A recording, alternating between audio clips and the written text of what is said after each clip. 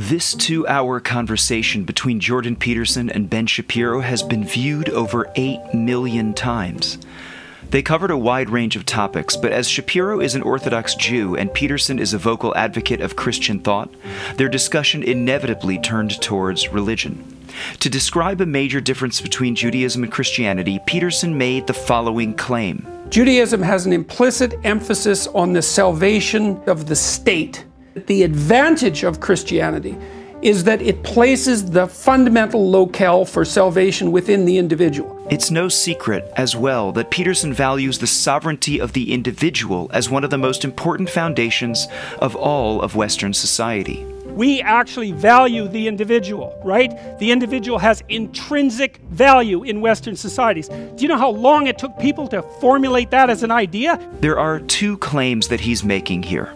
The first is that Judaism is fundamentally group-oriented, and the second is that the Christian innovation of individual sovereignty represents a more enlightened social structure. But is he correct? Here's the Mensch sense take. It's true that the Jewish religion focuses heavily on the importance of the nation. The Jewish people accepted a national covenant at Mount Sinai. This means that the so-called success of the Jewish mission statement now depends on the group working as a whole. Not much different from any team sport, if you think about it. You said we're a team. One person struggles and we all struggle. One player triumphs, we all triumph, right?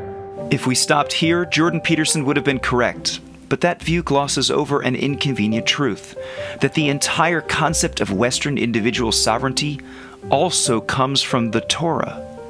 Today we accept as self-evident that every individual human has basic rights to freedom and equality. It is the founding principle of the UN's Universal Declaration of Human Rights. But where did it come from?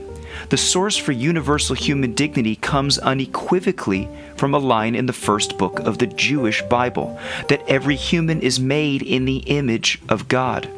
Before the Abrahamic religion spread, and particularly Judaism, it was the default for a society to value the collective over the individual. Sometimes, for the greater good, sacrifices must be made. But the turning point in history was Jewish morality. The Torah was the first document that said that no human being, not even a foreigner or a slave, can be treated as a means to an end. That's why in Jewish law you can't willingly murder one person, even if it means saving a lot of other people. So in this respect, Jordan Peterson has simplified the picture somewhat. Jewish society values both the collective as well as the individual. But how on earth does this work? Isn't it an either-or proposition? If your group identity is too tight, then you start acting like a cog in a mob. And that's a very bad thing. But then if your group identity disappears completely, well, then you're left alone and bereft. And so those are bad alternatives, right? Peterson's answer is simply to double down on individualism. But then I started to realize, and this was what the heroic path meant, essentially, and that meant adoption of supreme moral responsibility as an individual. But the Jewish answer takes it one step further. You don't actually have to choose between the individual and the nation. There is no contradiction at all.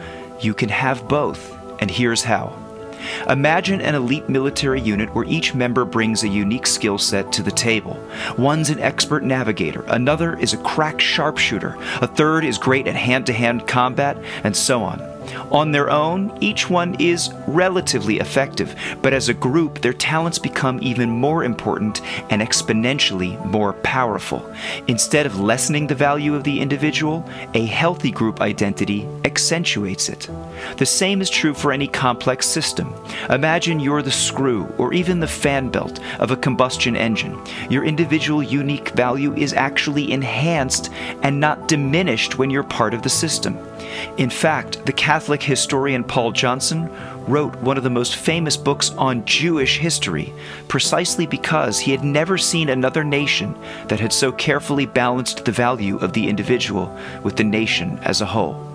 So in response to Dr. Peterson, don't worry. Judaism has been placing the individual at the center of morality for thousands of years. But what makes the Jewish system unique is that it doesn't sacrifice communal cohesion as a consequence. We have seen the effects of hyper-individualism in the 21st century, and it's not pretty. Lack of group identity has left a trail of loneliness and division in Western society and creates a fertile breeding ground for demagogues and totalitarian ideology. Perhaps it's time to start embracing the Jewish paradox once and for all, and working towards a future where the individual and the collective can strengthen each other. And that makes mensch sense.